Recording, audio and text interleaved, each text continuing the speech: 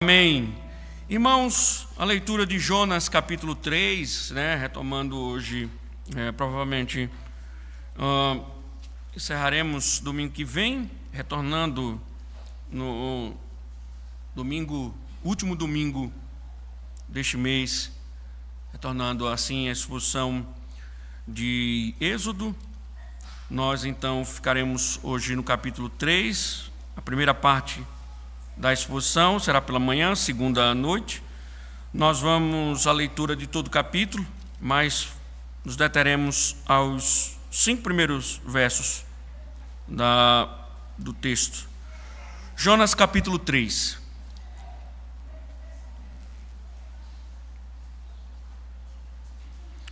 A palavra do Senhor veio a Jonas pela segunda vez, dizendo: Levante-se e vá à grande cidade de Nínive e pregue contra ela a mensagem que eu lhe darei.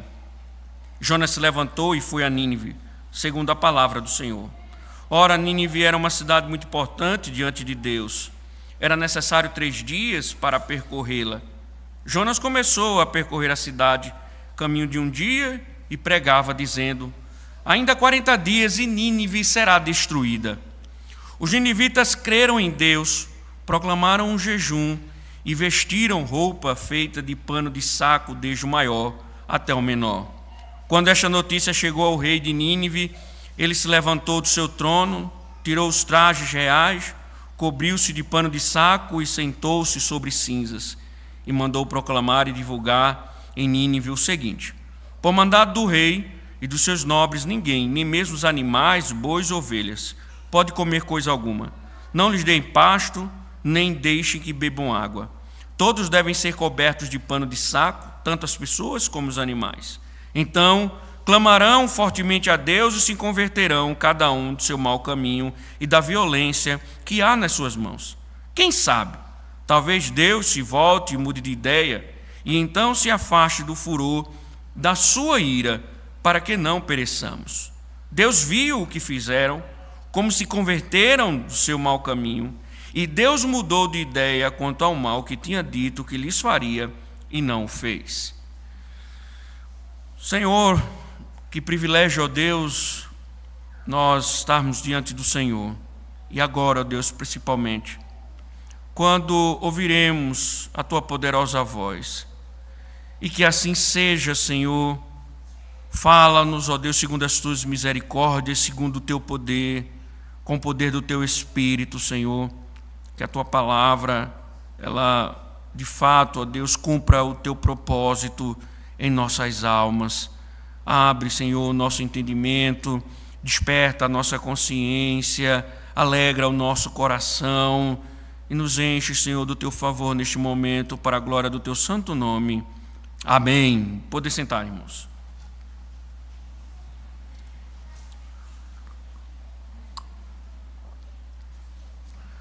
Meus irmãos, a história da redenção, ela começa quando o Senhor, ele cria o casal, em especial o homem. Nós sabemos muito bem, conforme Paulo, ele escreve à igreja de Roma e deixa claro que Adão, ele era o representante federal da humanidade. Estava encapsulada a humanidade em Adão quando ele foi criado.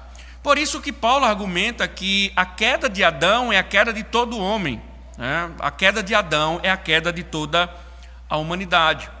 Mas a riqueza da revelação, quando nós falamos da graça, é que Deus justamente, ele executa o seu plano gracioso na história humana, centrada na vida de Cristo, quando ele faz aquela promessa, ou a promessa em Gênesis 3,15, a respeito da descendência da mulher, do descendente da mulher. E ali nós vemos a história da redenção, foi a graça de Deus, ela se estendendo não só para Adão e Eva, mas como eles representavam para toda a humanidade.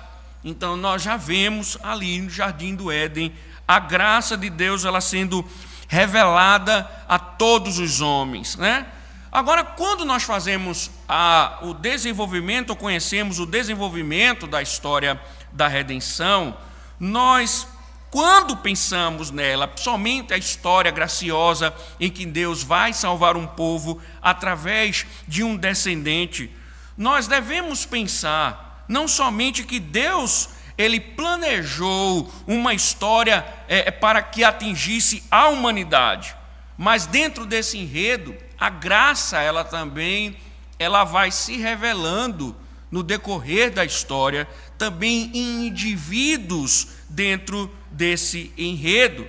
Então, nessa história de uma forma geral, nós vemos também como Deus graciosamente, Deus se dirige de forma graciosa a certos indivíduos na história.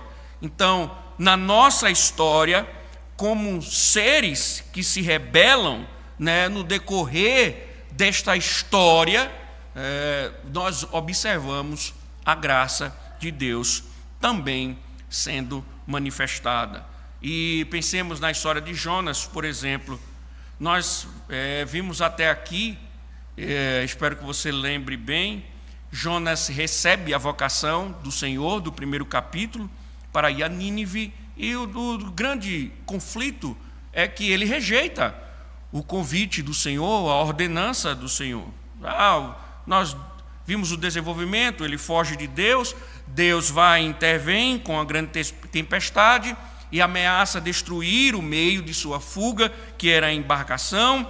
Enfim, Jonas é lançado no mar e engolido por um grande peixe, mas a reviravolta começa justamente quando Jonas cai no fundo do grande peixe. Na barriga do peixe, ele reconheceu a sua necessidade de graça, então ele busca a graça do Senhor. Nós vimos que ele se utiliza, o vocabulário dele é o vocabulário dos Salmos, onde ele fala ao Senhor, ele usa os termos, ele usa as expressões dos salmistas, chamando a atenção de Deus, reconhecendo o seu pecado, falando da sua transgressão, buscando que o Senhor, assim como os salmistas criam na graça de Deus, ele estava ali crendo, buscando a graça do Senhor, e nós vimos que ele reconhece isso, embora anteriormente ele mesmo negasse a graça à cidade de Nínive. No entanto, nós vimos que Jonas, em declínio, na situação em que ele não tinha mais como fugir, devido ao estado que o Senhor colocou, ele agora busca a graça de Deus, e o resultado foi que o Senhor o salvou. O que nós vemos hoje, nós vamos ver hoje, é que Jonas recebe um novo chamado, e agora ele obedece. Ele vai receber esse novo chamado, e ele vai obedecer. Então, essa é uma oportunidade graciosa que Deus deu a um homem rebelde, aquele que abandonou, fugiu de Deus. Agora Deus vocaciona novamente, e ele responde ao Senhor, e de uma forma a obedecê-lo, em virtude da graça do Senhor derramada sobre sua vida, que o salvou. Então, Jonas, aqui nesse capítulo, depois da graça do Senhor, sendo agraciado pelo Senhor, ele decide obedecer, ele vai obedecer a ordem do Senhor. Aqui, irmãos, nós não podemos esquecer, quando nós fugimos de Deus, nós somos disciplinados pelo Senhor, mas a graça, a função da graça não é somente nos restaurar, mas é também nos levar à obediência. A graça ela não quer somente restaurar nossas vidas, nos levar a reconhecer o pecado, mas ela quer também nos levar ao caminho da obediência. E veja que é isso que permeia essa primeira parte do capítulo 3 de Jonas. Essa segunda parte, nós estamos caminhando para o final. O bom de expor os profetas menores é isso, que em pouco tempo a gente consegue expor todo o livro, e essa aqui é a segunda parte, ou seja, estamos caminhando para o final do livro, e essa segunda parte ela revela os propósitos graciosos de Deus que se realizam. Um dos temas, irmãos, do livro de Jonas não é, talvez, alguns estudiosos chegam a dizer que talvez seja o tema central, né? Embora seja a biografia de um profeta que se rebela, alguns chegam a dizer que talvez o tema central desse livro profético é justamente o governo de Deus sobre os homens, sobre as nações, né? E aqui nós observamos isso, que aquele propósito que parecia ter sido frustrado inicialmente, ele é retomado, né? E Deus faz com que seus propósitos, ele tem interesse na cidade de Nínive, e ele faz com que o seu propósito se cumpra, né? O seu propósito se realiza, embora o meio nos surpreenda, a forma como Deus conduziu tudo, mas o propósito de Deus com relação à cidade, ele vai se cumprir. E isso a gente vê logo de cara no verso número 1, o verso número 2. A palavra do Senhor veio a Jonas pela segunda vez, dizendo: levante-se, vá à grande cidade de Nínive e pregue contra ela a mensagem que eu lhe darei.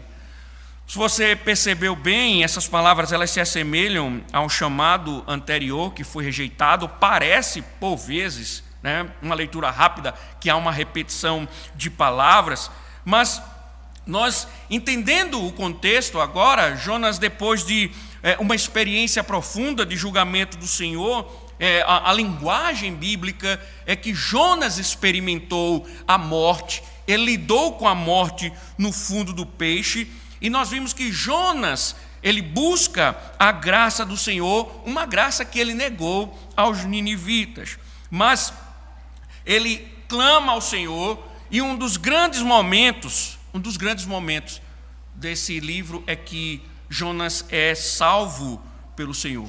E aqui então, depois do grande episódio de sua salvação, o Senhor volta novamente a vocacioná-lo. Veja que o texto, ele não se permite pensar que há uma lacuna temporal entre o momento em que o peixe o cuspiu até a sua vocação. O que dá a entender é que assim que Jonas voltou à terra firme, a palavra do Senhor veio a Jonas novamente, o Senhor chamando-o novamente para que ele obedeça. Isso nos revela, meus irmãos, um pouco sobre a graça de Deus. Assim, nós temos a tendência de remoer as ofensas, nós temos dificuldades de esquecer dos pecados cometidos contra nós, se é que esquecemos, né? Quando a oportunidade chega, óbvio, nós lançamos em rosto os nossos traumas, e vocês sabem muito bem que nós não estamos mentindo quanto a isso. Porém, veja, irmãos, como uma graça de Deus, veja, Deus vai a Jonas como se nada tivesse acontecido.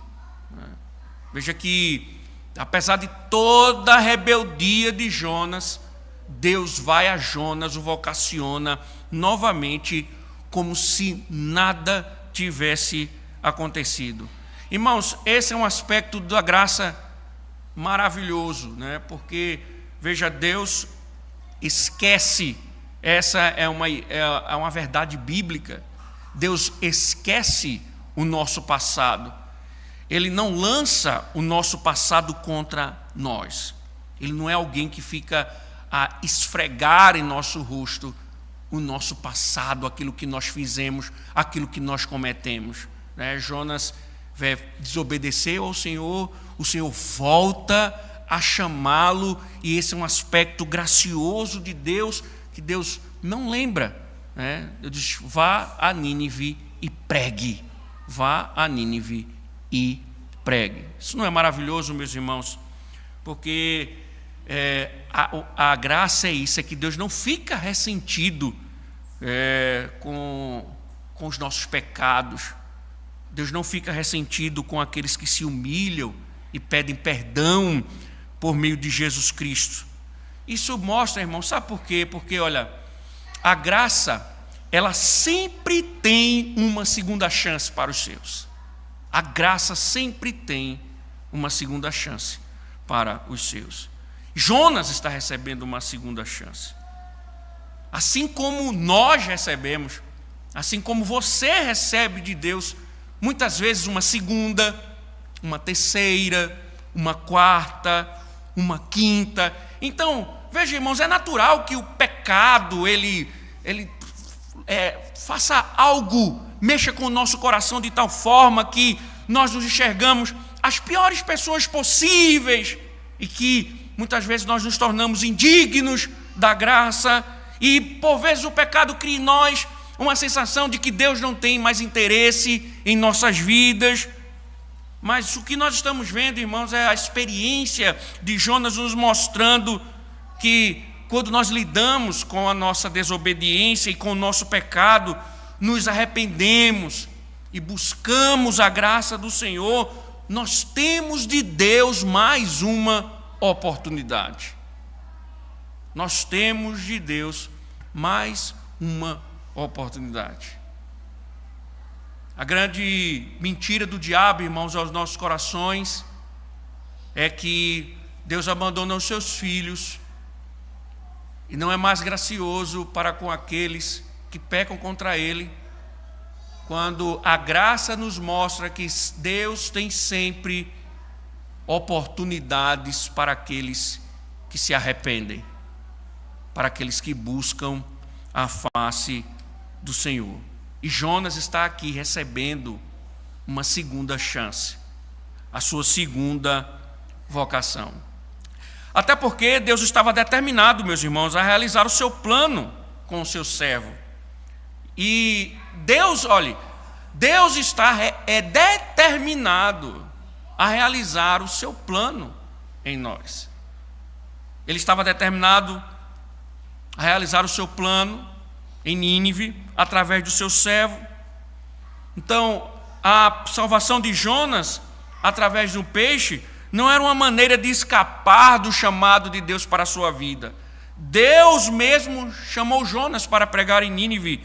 Portanto, a restauração de Jonas para a presença de Deus incluía também a restauração do seu chamado para servir.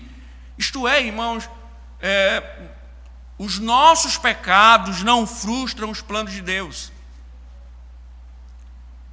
Os nossos pecados não frustram os planos de Deus.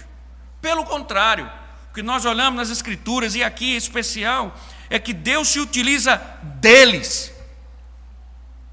Deus se utiliza deles para nos amadurecer e nos levar à obediência. E é isso que nós observamos aqui. Deus usa toda a rebeldia de Jonas para ensinar a Jonas, para forjá-lo num pregador. Deus usou veja, Deus não, essa segunda oportunidade, ela revela um Jonas gracioso. Ela revela um Jonas obediente. Deus forjou um líder usando os seus próprios pecados. O pecado dele não frustrou os planos de Deus, pelo contrário, Deus usou para forjá-lo. Se você notar, depois de tudo que Jonas experimentou, ele volta a receber o chamado, e agora, aquele que negava a graça, agora é um testemunho vivo da graça. Não é as contradições do divino, aquele que negava a graça a Nínive, agora é um instrumento vivo, é uma declaração viva, é uma proclamação pública de que Deus é gracioso. E Deus usou a sua rebelião para a sua própria glória. E mais uma vez, irmãos, nós precisamos lembrar disso. Lógico, nós não estamos aqui, entendam, em nenhum momento a Escritura enfatiza isso. Nós não estamos em nenhum momento dizendo peque porque Deus vai utilizar o seu pecado para a sua própria glória. Não, não é isso que estamos dizendo. Mas o que nós aprendemos é que, por vezes, o seu plano soberano da graça, ele se utiliza da nossa tolice, do nosso pecado, da nossa rebelião, com o propósito soberano para derramar a sua graça e também fazer cumprir aquilo que ele ordena. Então, quando Jonas ele recebe esse segundo chamado, ele já é um homem transformado pela graça. Deus usou a rebeldia dele para ensiná-lo. Deus usou a rebeldia dele para mostrá-lo, para que ele entendesse uma das grandes verdades do Evangelho, a doutrina da graça. E, irmãos, por vezes Deus faz isso conosco. Às vezes a gente fala tanto de graça. Jonas era um pregador da graça quando anunciou a Israel, mesmo em sua rebeldia, que Israel não sofreria os danos do Senhor. E às vezes nós falamos de graça como Jonas falava, mas nós não temos a mínima noção do que significa graça. Porque às vezes nosso entendimento de graça é um entendimento que nós próprios criamos, é a nossa própria percepção e não aquilo que é revelado pela vontade de Deus. E por isso que nós temos tanta deficiência, por exemplo, de entender que Deus pode salvar aqueles que menos imaginamos. E então Deus ensina, transformando Jonas através de sua graça. Então, o que nós precisamos aprender, irmãos, mais uma vez, é uma coisa importante, meus irmãos, é uma coisa tão banalizada hoje, tão banalizada que em muitos casos nós não podemos nem dizer que é banalizada porque já não existe. É a disciplina do Senhor. Nós ficamos feito gato quando vê cachorro, arrepiados quando ouvimos a palavra disciplina. Irmãos, a palavra disciplina, ela revela graça. A disciplina, ela é permeada de graça, ela é endossada de graça, ela é revestida de graça, ela é abalizada na graça, ela é fundamentada na graça. E a disciplina do Senhor na vida dos seus, como foi na vida de Jonas, é uma graça. Veja, restaurou Jonas. A disciplina promoveu a restauração de Jonas. Forjou um profeta gracioso. E João Calvino, meus irmãos, comentando esse trecho de Jonas, ele observa que aprendemos como Deus cuida de nós e da nossa salvação, ao corrigir a nossa perversão. Suas correções podem ser severas, e são. Lembremos, irmãos, qual o inimigo que você teme? Qual o seu maior inimigo? Aquele que você teme. Se Deus se levantar como seu inimigo, não há inimigo como Deus. Se Deus se erguer como inimigo de alguém, não há quem se compare ao Senhor. Portanto, irmãos, quando Deus ele chega e diz através de Cristo: não temam os homens que podem fazer coisas contra o corpo somente. Tema a Deus, que mata o corpo e lança a alma no inferno. Nota, irmãos, como Calvino está comentando, ele diz: suas correções podem ser severas, e são. Sabe, por que o Senhor diz a justiça deve ser minha? Porque Ele sabe onde vai acertar. Ele sabe onde atingir. Nós muitas vezes não queremos cometer os nossos atos de justiça própria, mas nós não temos a capacidade de fato de aniquilar o inimigo. O Senhor diz: a justiça é minha, porque eu sei onde eu vou tratar. E o Senhor faz isso conosco, porque Ele vai justamente nos ossos ídolos. Não é assim? Observe, Jonas fugiu, Deus colocou ele no fundo do peixe, onde ele não poderia mais fugir. Jonas negou a graça de Deus, Deus coloca ele no fundo do poço para fazer com que ele aprenda sobre a graça. Então, foi severo. Mas ele continua: mas sabemos que não há nada melhor para nós do que sermos humilhados sobre a mão de Deus. É a melhor coisa que pode acontecer, é Deus humilhar os seus para a glória dele. É a melhor coisa. E pode ter certeza, meu irmão, se você anda em rebeldia, Deus vai lhe humilhar. Deus vai lhe humilhar.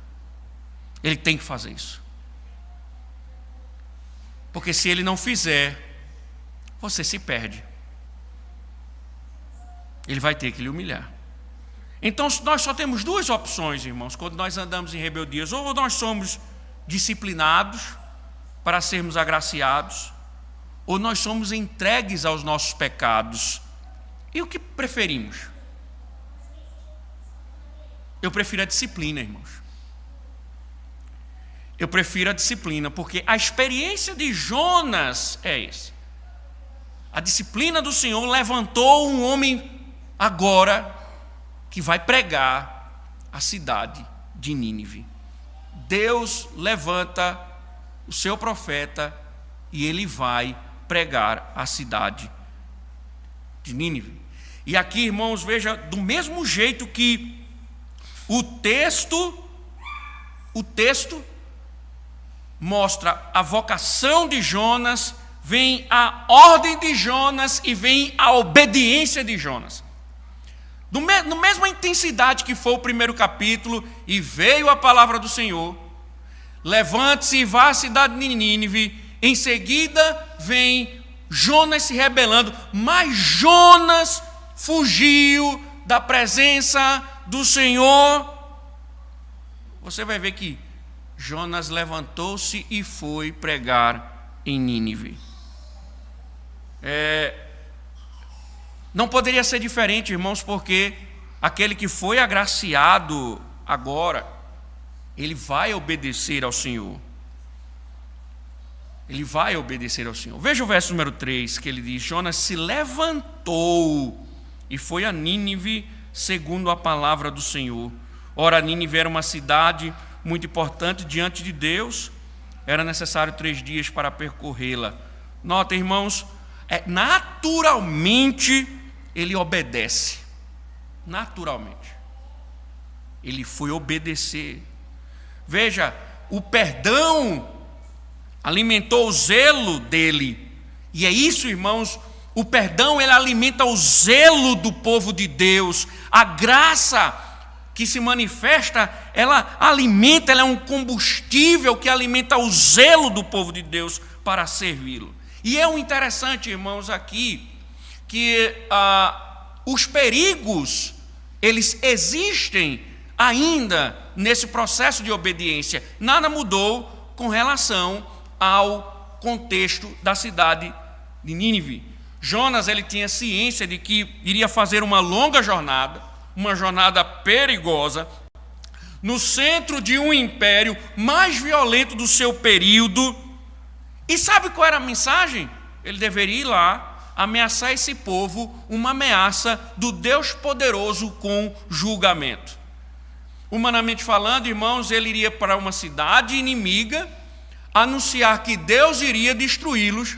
Isso é uma sentença de morte. O que o texto vai nos mostrar, irmãos, que isso nada é considerado. Não há nenhuma consideração do profeta. E essa disciplina graciosa de Deus mostra, irmãos, como Deus restaurou, forjou esse homem, que leva-o a obedecer automaticamente. A disposição dele e a graça, ela tem esse mecanismo, ele faz com que fiquemos mais dispostos, corajosos, mais santos, mais dedicados, mais obedientes.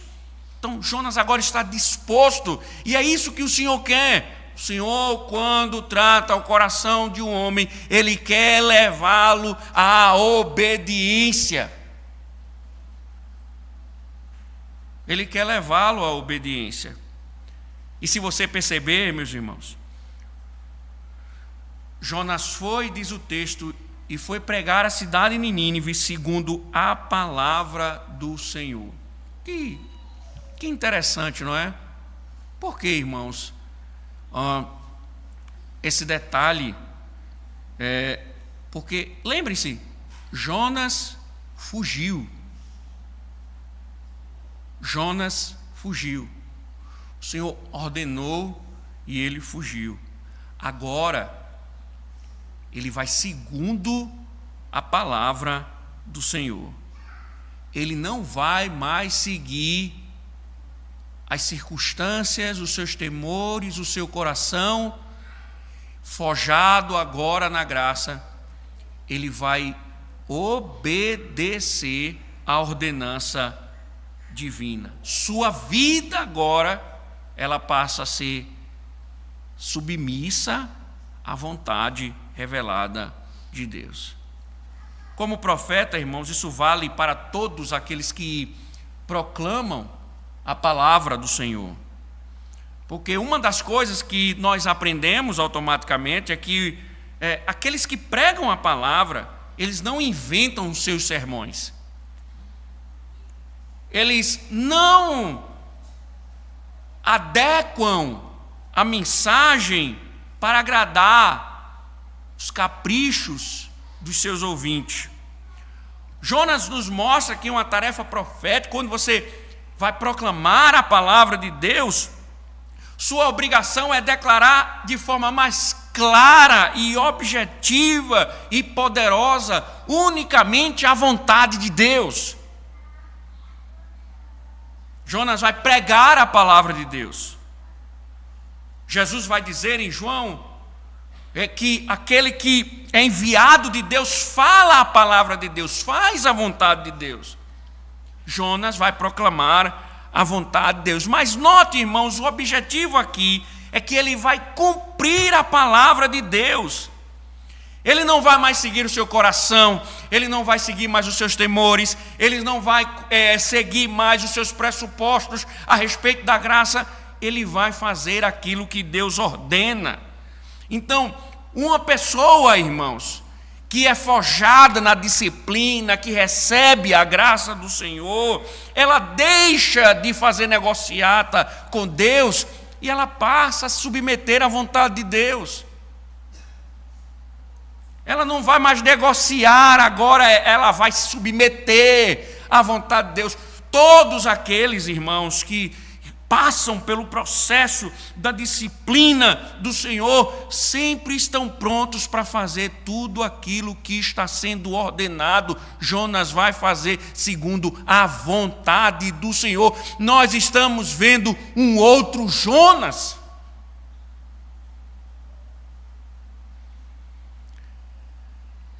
Quer saber, irmão, se você tem passado por restauração, investiga o seu coração para saber até que ponto seu coração está disposto a fazer tudo o que Deus ordena. Essa é uma grande definição, irmãos.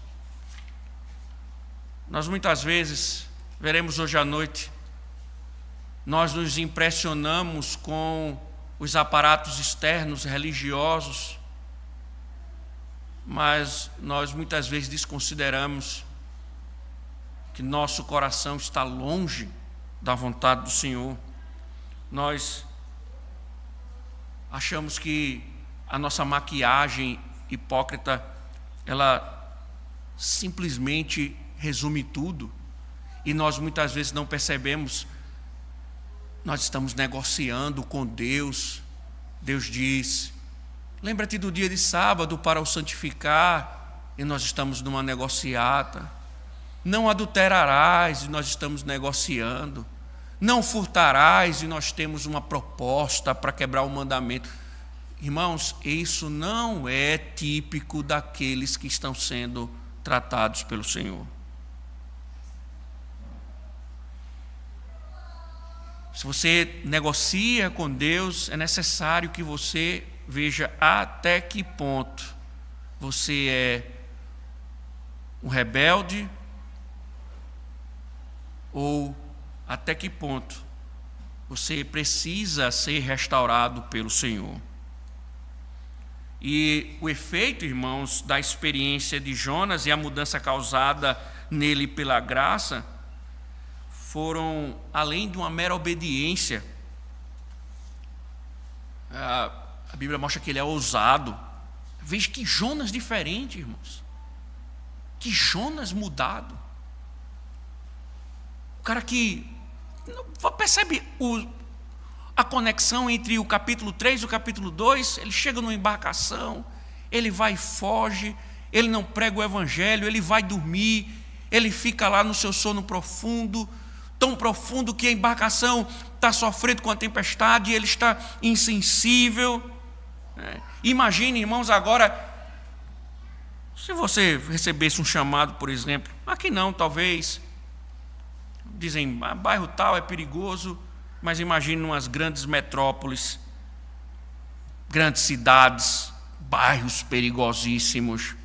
Eu geralmente, quando vou a Recife, que vai alguém que não é lá do estado, que anda comigo, eu geralmente gosto de ensinar, eu digo, isso aqui é uma das grandes favelas. Não parece uma favela, mas é uma favela, porque se você cair aqui dentro, você tem que estar com alguém, nunca entre aqui, porque às vezes o cara está de carro, bota no GPS, e o GPS pode encaminhar ele por algum circuito perigoso, ele não sabe. Agora imagine, você está numa grande metrópole, com uma grande favela, e você de repente tem que entrar lá, e proclamar o evangelho,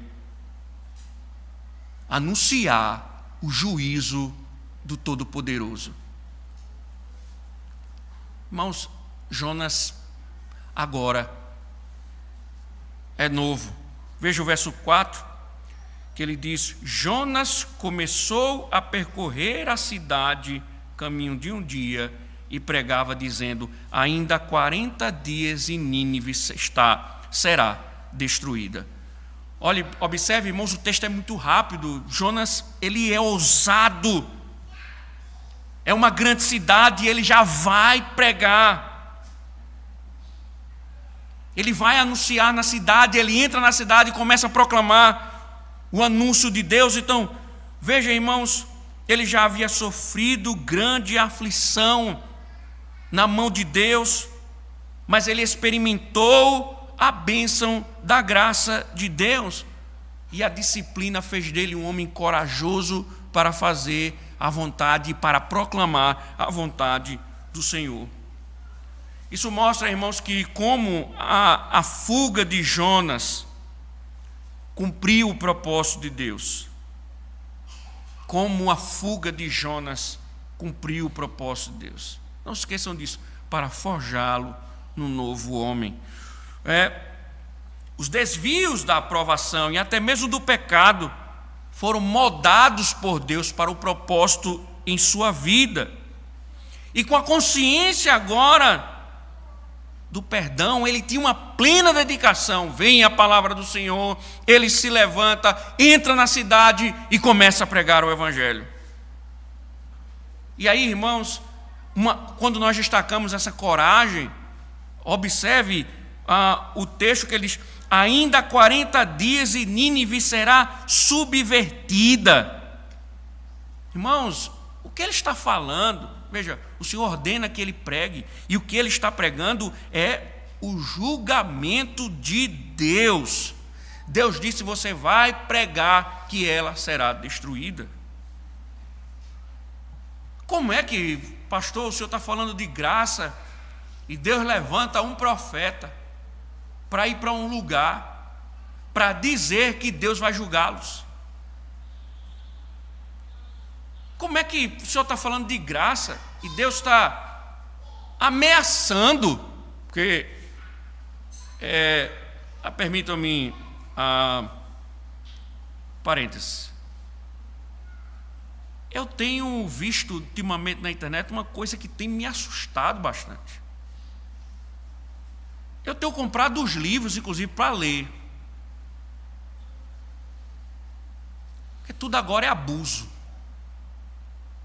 Tudo agora é abuso.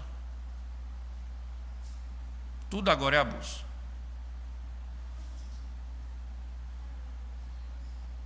Se o pastor é mais firme, é abuso. Se chamar arrependimento, é abuso. E estão divulgando aí uma literatura que eu tive que comprar, paguei caro, inclusive lá em Recife, porque na livraria não era uma livraria evangélica, somente lá tinha, para ler aquele lixo que eu já vi que era um lixo, porque tudo agora é abuso. Tudo agora é abuso.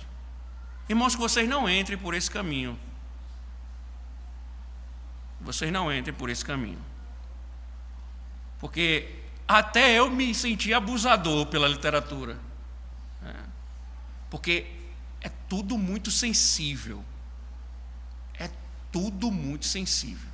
Se você der um puxão de orelha, fui estuprada. Se você disser vai para o inferno, fui abusada. Cuidado, irmãos. Não entrem por esse caminho. Não entrem por esse caminho. Não vou dizer o nome da literatura para vocês não, mas em breve eu vou ler o material, já tem muita coisa. É você olhar para esse Deus e dizer, entre na cidade e diga que eu vou destruí-la. Que Deus gracioso é esse, irmãos? Dizer que vai destruir uma cidade. Irmãos, olhe, sabe qual é o problema? É que o que nós dizemos que é evangelho é aquilo que nós mesmos criamos e deduzimos ser. Não é aquilo que é revelado. Não é aquilo que provém da verdade. É simplesmente nossas criações. Os nossos ídolos da internet, os nossos pregadores famosos. Não é aquilo que o evangelho diz. E por isso que quando fala a palavra julgamento, estou sendo abusado porque eu fui ameaçado pelo inferno. Estou sendo torturado. Estou sendo humilhado porque a minha vida foi... Quando nós olhamos, irmãos, biblicamente, a palavra julgar, a ameaça de julgamento tem também tom gracioso. Toda advertência contém graça. Toda advertência contém graça. Por mais dura que seja, ela contém graça. E Jonas, irmãos, chega lá e diz, vai ser subvertida.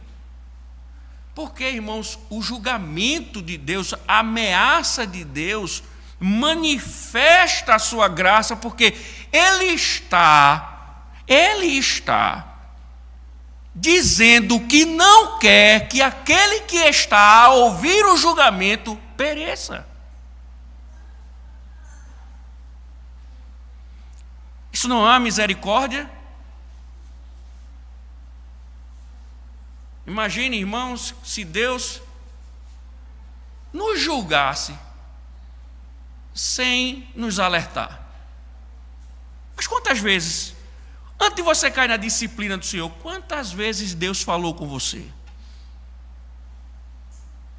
Quantas vezes Deus não ameaçou você? Quantas vezes Deus disse, não faça, não vá, não entre, não me desobedeça. Todos esses alertas foram alertas graciosos. O julgamento de Deus sempre é precedido por uma advertência graciosa. E essa é uma evidência, irmãos, porque Deus esperava que aquela cidade se arrependesse. É aqui, irmãos, que começa a graça do Evangelho, com avisos do julgamento certo de Deus para o pecado. E nós muitas vezes estamos tão preocupados em não ofender as pessoas e até mesmo em conquistá-las, que nós ocultamos essa mensagem como se ela fosse dura demais, desprovida de graça, quando na verdade nós estamos deixando de falar o Evangelho.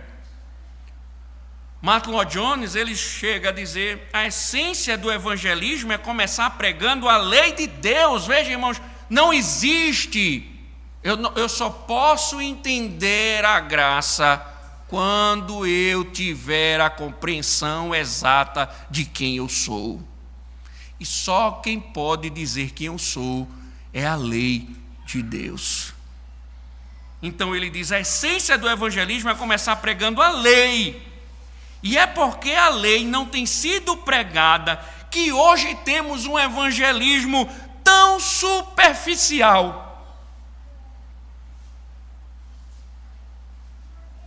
Então o evangelismo precisa começar com a santidade de Deus, a pecaminosidade do homem, as exigências da lei, o castigo estabelecido pela lei e as consequências eternas do mal. Apenas o homem que reconhece sua culpa corre em direção a Cristo para encontrar nele libertação e redenção. Vocês serão destruídos. Jonas não chegou lá e disse, Deus te ama. Vocês serão destruídos. Jonas não chegou lá e disse, Jesus te ama e tem um plano na tua vida. Jonas chegou lá e disse, Deus está irado por causa dos vossos pecados e vai destruí-los. E onde está isso o evangelho, irmãos? Jonas era a própria declaração da graça de Deus. Ele era o sermão vivo. Ele poderia dizer muito bem, veja, eu sou o instrumento da graça. Eu fugi de Deus. E Deus me perdoou e me salvou. Eu sou a experiência evidente. E Deus estava, através do anúncio da lei, proporcionando graça à cidade de Nínive. E o que é que acontece, irmãos? Verso 5 diz, os ninivitas creram em Deus, proclamaram um jejum e vestiram roupa feita de pano de saco, desde o maior até o menor. Assim que Jonas começou a pregar, diz o texto que as pessoas começaram a crer e se arrepender. Diz que eles creram em Deus. Observe, não foi o poder da retórica de Jonas, foi o poder de Deus. Jonas anuncia a vontade de Deus e os ninivitas reagem a esse poder, sendo convertidos. Irmãos, sabe por que nós às vezes queremos mudar o conteúdo das nossas pregações? É porque nós achamos que é o nosso poder de retórica que converte as pessoas. Mas o que nós estamos vendo, irmãos, é que Deus opera no coração daqueles homens por meio do poder da sua palavra, a verdade pregada conforme Deus ordenou. Ele anunciou o julgamento de Deus e eles foram convertidos. Então você veja, irmãos, a graça não só operando em Jonas, mas através de Jonas. E aqueles homens creram em Deus. Confessaram seus pecados. Aceitaram a pregação.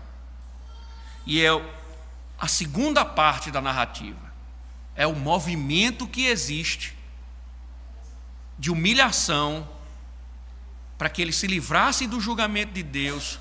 E diz que Deus se arrependeu ou mudou de ideia diante do que haveria de fazer. Veja, irmãos, como Jonas está diferente. Como é bom, irmãos, ver a disciplina do Senhor, porque quando vemos a disciplina do Senhor, vemos também a graça dele. onde há a disciplina do Senhor, há um processo de restauração. Há homens e mulheres sendo forjadas na graça de Deus. Há santos sendo forjados. Há ousados sendo forjados. Há obedientes sendo forjados. Há eleitos sendo forjados. Há pregadores sendo forjados. Por fim, irmãos, como Jonas, Jesus foi enviado pelo Pai com uma mensagem de advertência e salvação para o mundo. Nós falamos tanto de um Jesus de amor, o que ele diz? Que nele crê não é julgado. O que não crê já está julgado, porque não crê no nome do unigênito Filho de Deus.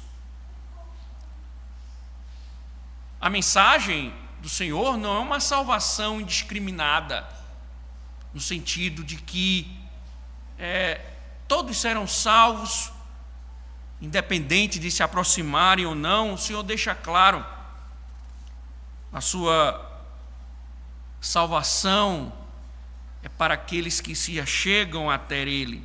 Isso é uma advertência. O que significa dizer, irmãos, essa expressão 40 dias e Nínive será destruída, esse é um termo comum no Antigo Testamento. Você vai ver que a chuva do dilúvio de Noé caiu durante 40 dias. Israel foi tentado durante 40 dias. Moisés se encontrava com Deus na montanha, enquanto, na verdade, Moisés se encontrava com Deus na montanha. O outro exemplo mais notável é de Jesus tentado por 40 dias. Então, esse número, ele traz a ideia de um tempo que é estabelecido por Deus antes do seu juízo. Significa dizer, irmãos, que o mesmo vale para hoje. O mundo em que vivemos vive debaixo de um tempo estabelecido, onde cada dia é uma oportunidade graciosa de Deus para que se arrependam.